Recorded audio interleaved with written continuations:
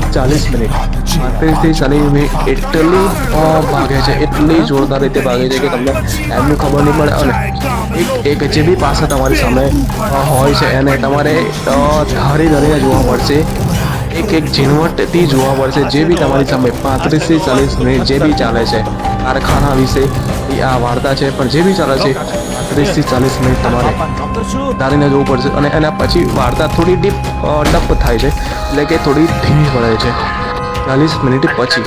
જે ઇન્ટરવલથી થોડી 20 મિનિટ પહેલાં હોય અને પછી ઇન્ટરવલ પછીની થોડી 15 મિનિટ અને એના પછી ક્લાઇમેક્સ આવે છે. તો ત્યાં આગળ સ્ટોરી થોડી ઝડપ પકડે છે અને જે ક્લાઇમેક્સ છે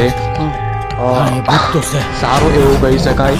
અને થોડી ઝડપથી એવી રાખી શકાય, થોડું ટાઈટ સ્ક્રીન પર રાખી શકાય, કેમ કે વચ્ચે જે ડબ થાય છે ત્યાં આગળ એવી કદાચ તમને ઊંઘ બી આવે, બી આવે, ઘણું બધું થઈ શકે છે. પેશન્સ માગશે અને થોડું ક્લાઇમેક્સની અંદર જે તમને મેં કહું કે 35 થી 40 મિનિટ ધરીને જોવું પડશે. એનું કારણ છે કે તમારે ક્લાઇમેક્સની અંદર થોડી ઘણી આવશ્યકતા એની જરૂર પડી શકે છે, એટલા માટે એ તમારે જોવું જરૂરી રહ્યું.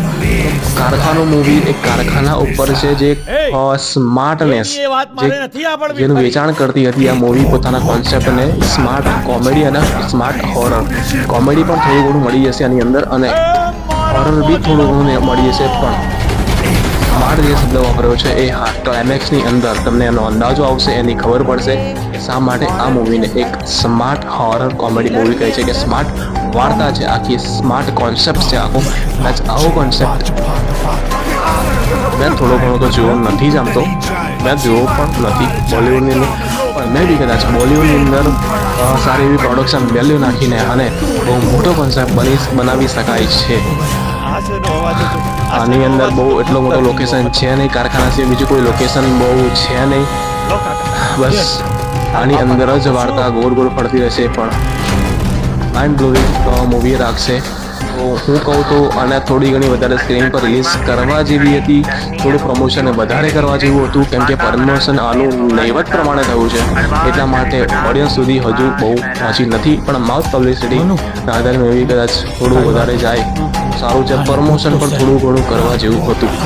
અને એક્ટિંગ વાઇઝ કહું તો એક્ટિંગ વાઇઝ બી સારી એવી છે અને બેકગ્રાઉન્ડ મ્યુઝિક બી સારું એવું છે. થોડું જે વચ્ચેનો ભાગ જે છે એ થોડો ડબ થાય છે, ત્યાં આગળ થોડી ગતિ થોડું ટાઈટ સ્ક્રીન પર રાખી લીધો હોત તો ઓડિયન્સને જકડી રાખવામાં વધારે